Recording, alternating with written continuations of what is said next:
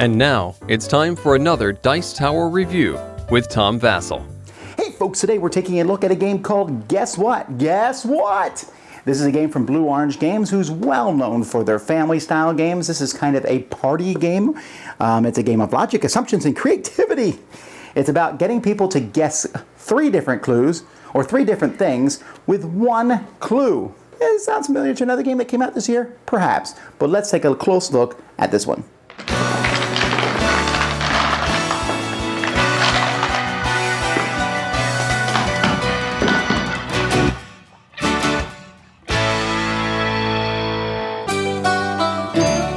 In this game, each player is going to take a turn, and on their turn, you're going to turn over some cards. And these are actually really thick cards here with some pretty simple pictures, and you're going to put them in these rows and columns. Each picture is a pretty obvious thing. We found that sometimes we had to clarify what a picture was for somebody on the board. They're like, what is that? But so you have these pictures here.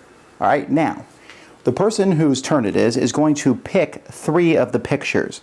They're going to do that with this dial here. There's a spot here to keep track of your points, but they're also going to pick on the dial here. So let's see, I'm going to take a look at these, and I'm going to pick that picture, and that picture. And so my clue here is going to be,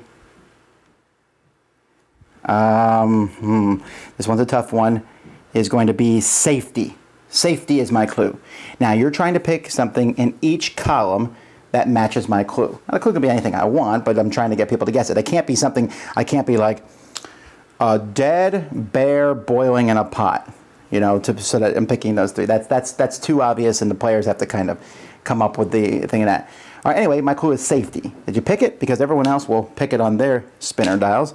So here's my thing. 1, 1, and 2, safety. I figure you need a light for safety, a helmet for safety, and in the water you need safety. However, it's quite possible maybe you pick the sheriff for safety. Maybe the sheriffs keep people safe. You know, it depends what you do. And then I'll get a point for each person who matches me, and each person who matches me gets a point also. And then we go to the next player, and so on and so forth. And you can see there's lots and lots of different cards and pictures that are in the game, all sorts of different pictures, so there's a lot of variety.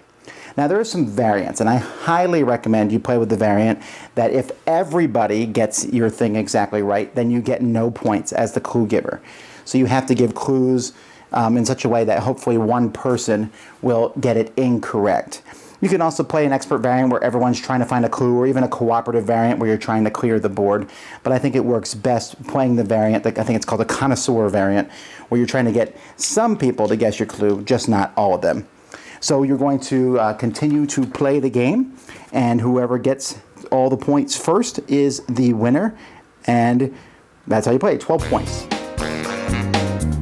First of all, I want to say that the production quality of this is very nice, and the dials work really well, although dials for scoring are okay usually, but you know, at the same time they're easy to manipulate. I almost wish they had like a separate scoring track or something. I think that'd been easy. Also, players can all see who has what score. Keeping the scoring tracks on the dials is not a decision I would have done.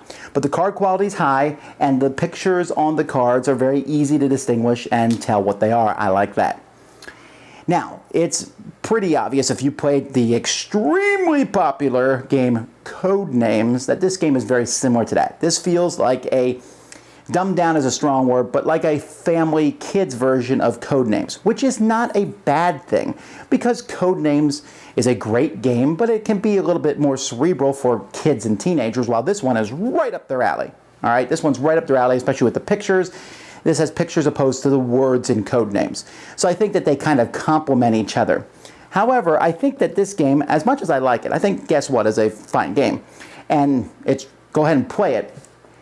I do wish that it was more than 4 players. I'm kind of mind-boggled why it's only 4, because one person's giving the clue and only 3 people can guess. Now, I suppose that's because to keep the cost of the game down because of these dials and stuff. But I'll tell you, this game could have easily done 6 players or even 8 players. I mean, if you're having people guess.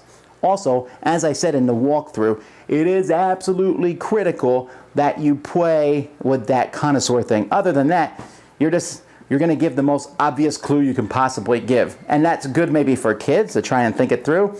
But for adults, you're going to want to have that, all right, I'm going to say something and hope one person picks the wrong answer, because that makes the game that much more interesting. The Dixit rule, I call this. So this is a fine game. I give it the seal of approval because it's fun to play. But I think they missed the boat by not adding at least 2 more players. And I would have taken the scoring off the dials. But that's a minor thing. But the more players thing is a bigger thing. I would have given it a seal of excellence if it had more players. But because of that, you can play in teams. Right, if you have multiple people, they can each work together for a dial. Or maybe you can have the person who is giving the clue just remember in their head what it is and say it. And that way you can play with 5 players because you give the other 4 players each a thing. And that's what we actually did to fit that extra player in.